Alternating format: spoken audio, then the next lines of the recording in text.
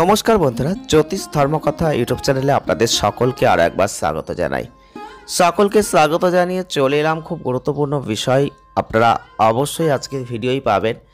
আজকের ভিডিওটি আপনারা পুরোটা দেখার চেষ্টা করবেন, কারণ আজকের ভিডিওয় আমরা আলোচনা করব মকর রাশিকে নিয়ে।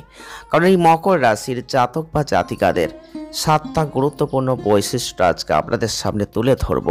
তার নেগেটিভ দিক কোনগুলো রয়েছে এবং পজিটিভ দিক কোনগুলো রয়েছে, তাদের মধ্যে কী কী গুণ রয়েছে, কী কী চারিত্রিক বৈশিষ্ট্য রয়েছে, আপনারা অবশ্যই আজকের ভিডিওটির মাধ্যমে জানতে পারবেন। যারা মকর রাশির জাতক বা জাতিকারা রয়েছেন, বা যাদের পরিচিত মানুষ বা জীবনসঙ্গী বা সঙ্গিনী যদি মকর রাশির মানুষ হয়ে থাকেন, তাহলে ভিডিওটি আপনার জন্য। প্রথমেই বলতে হয় যে রাশিচক্রের 10ম রাশি কিন্তু মকর রাশি। অধিকর্তা দেব কিন্তু শনি, অর্থাৎ শনি গ্রহের কারকতাই হচ্ছে নিঃসঙ্গ বা একা থাকতে ভালো লাগা, অবসাদ, বিষাদ, বৈরাগ্য, উদাসীনতা, এই ভাবগুলো কিন্তু মকর রাশির জাতক বা জাতিকাদের মধ্যে দেখা যাবেই। কারণ মকর রাশির জাতক বা জাতিকাদের জীবনে দুঃখ যেন সব সময় একটা জীবনের অঙ্গ হয়ে যাবে।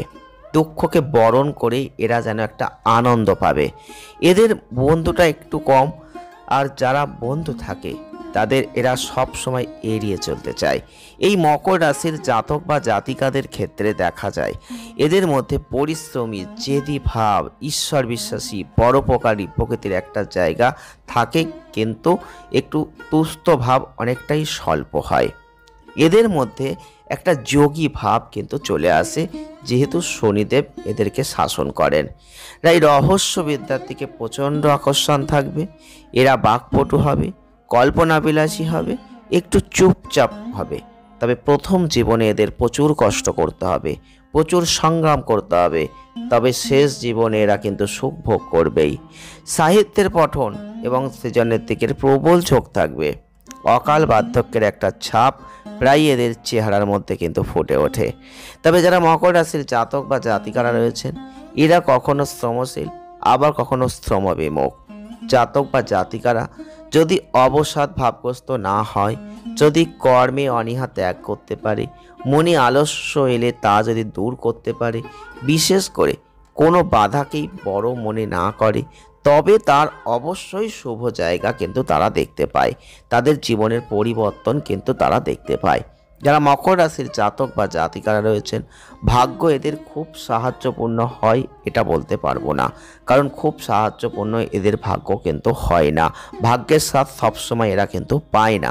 জীবনে উন্নতির জন্য নিজের অধ্যবসায় এবং পরিশ্রমের ওপর নির্ভর করতে হয় সব সময়। স্বাস্থ্য মোটামুটি যায়, খুব খারাপ নয়, খুব ভালোও নয়। তবে শেষ জীবনে এদের হঠাৎ করে বিভিন্ন রকম রোগ কিন্তু চলে আসে, এমনকি মৃত্যুও ঘটে যেতে পারে।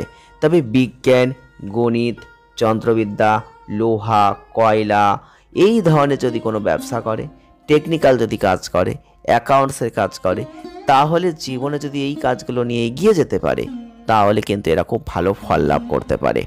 কিন্তু এদের মধ্যে সন্দেহবাতিক থাকে, আর যার জন্য জীবনে প্রেম প্রায় আসে না। দাম্পত্য জীবনে একটা অশান্তি চলে আসে।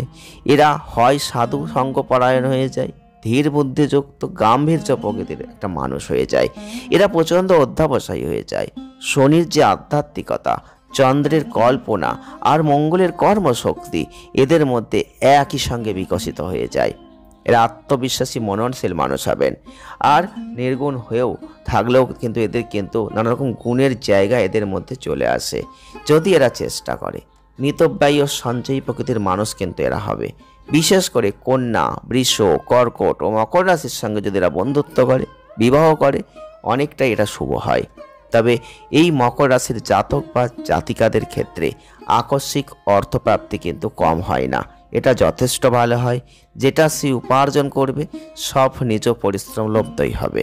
তবে এদের দাঁত, লিভার, কানের রোগ কিন্তু অনেক সময় দেখা যায়। অনেক সময় এদের হাড়ের কোনো রোগ দেখা যায়, বোন ডিজিজ হয়, এবং বায়ু রোগ, শ্বাসযন্ত্রের রোগ, বুকের রোগ, পেট, লিভার, এগুলো কিন্তু অনেক সময় আক্রান্ত হয়ে যায়। তবে এরা যদি ওয়াটার সাপ্লাই, ধাতুদ্রব্য, কন্ট্রাক্টরি কাজ, ফার্নিচার, স্টিলের দ্রব্য, লোহা, কাঠ, কয়লা এবং বাস, লরি, জাস্ট হার্ডওয়্যার, এই ধরনের কোনো ব্যবসা বা কাজের সঙ্গে যুক্ত হয়ে যায়, এদের কিন্তু জীবনটা অনেকটাই ভালোর দিকেই যায়। তবে এদের ক্ষেত্রে যেটা দেখা যায়, এমন কিছু অন্ধকার দিকও কিন্তু থেকে যায়। প্রত্যেকটা রাশির নিজস্ব একটা বৈশিষ্ট্য থাকে। সবার চরিত্রে যেমন কিছু ভালো গুণ আছে, তেমন খারাপ গুণও আছে। তো এই মকর রাশির বিশেষ কিছু বৈশিষ্ট্য, বিশেষ কিছু চারিত্রিক অন্ধকার দিক আমরা লক্ষ্য করতে পারি। সেটা কিন্তু আপনাদের সামনে এবারে তুলে ধরবো। কিছু আলো, কিছু অন্ধকার আমাদের সবার চরিত্রের মধ্যেই কিন্তু দেখা যাবে। তাই জ্যোতিষশাস্ত্র অনুযায়ী প্রত্যেকটা রাশির জাতক বা জাতিকাদের মধ্যে কিছু ভালো, কিছু খারাপ দিক থাকবে। তো সেই মকর রাশির জাতক বা জাতিকাদের যে অন্ধকারময় বৈশিষ্ট্য থেকে যায়, সেটা কিন্তু আপনাদের জেনে রাখার প্রয়োজন আছে।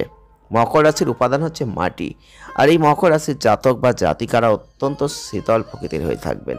কোনো কিছুতে এদের মধ্যে সমবেদনা বা অনুকম্পার অনুভূতি থাকবে না। মকর রাশির জাতক বা জাতিকারা অত্যন্ত বস্তুবাদী উচ্চাকাঙ্ক্ষী মানুষ হবেন। এরা মানুষের থেকে বস্তুকে বেশি প্রাধান্য দেবেন। এরা নিজের লক্ষ্য অর্জন করার জন্য এতটাই মগ্ন হবেন যে আশপাশে কি হচ্ছে সেই দিকে নজর এরা দেবেন না।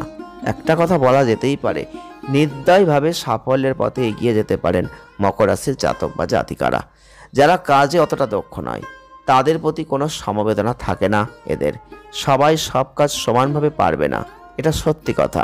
এরা কিন্তু কখনোই সেটা মানতে চায় না। তবে এরা সাফল্য পেতে দৃঢ় প্রতিজ্ঞ হলেও কোনো কারণে ব্যর্থ হলে হতাশ হয়ে পড়েন।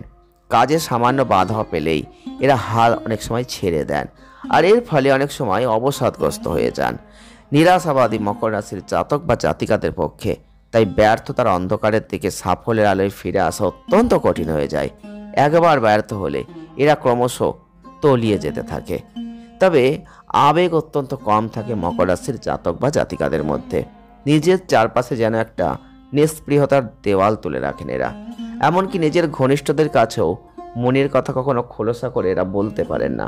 আর ঠিক সেই কারণে এরা কারোর সঙ্গেই সহজে মিশতে পারেন না। কাজ ছাড়া আর কোনো বিষয়ে কমিটমেন্ট এরা করতে পারেন না। প্রেম অনুভূতি বেশ কম। তবে এই মকর রাশির জাতক বা জাতিকাদের মধ্যে ক্ষমা বলে কোনো কথা থাকে না। এরা কাউকে ক্ষমা করতে খুব একটা পারে না। অনেক সময় এরা এমন ভান করে যে সব ঠিক হয়ে গেছে, কোনো কিছু সমস্যা নেই, কিন্তু তাদের মনের মধ্যে একটা রাগ পুষে রাখে, সেটা কিন্তু তারা ভুলতে পারে না। এরা দীর্ঘদিন মনের মধ্যে সেই রাগটাকে পুষে রেখে একটা যন্ত্রণা ভোগ করে। এরা একবার যাকে অপছন্দ করে তাকে আর কোনোদিনও পছন্দ করতে কিন্তু সহজে পারে না। তাই মকর রাশির গ্রহ অধিপতি শনি, এবং শনির মতোই অন্যায়কারীকে শাস্তি না দিয়ে এরা কখনোই ছাড়তে পারেন না। এই ছিল মকর রাশির গুরুত্বপূর্ণ 7টা বৈশিষ্ট্য। আপনারা অবশ্যই আজকের ভিডিওটির মাধ্যমে জানতে পারলেন। ভিডিওটি যদি আপনাদের কাছে উপকৃত বলে মনে হয়, ভালো লেগে থাকে, কিছু মিল পেয়ে থাকেন, তাহলে কমেন্ট করবেন, লাইক করবেন, শেয়ার করবেন, চ্যানেলটিকে সাবস্ক্রাইব করবেন। সকলে ভালো থাকুন, সুস্থ থাকুন, আনন্দে থাকুন। দেখা হচ্ছে নেক্সট ভিডিওয়। ধন্যবাদ।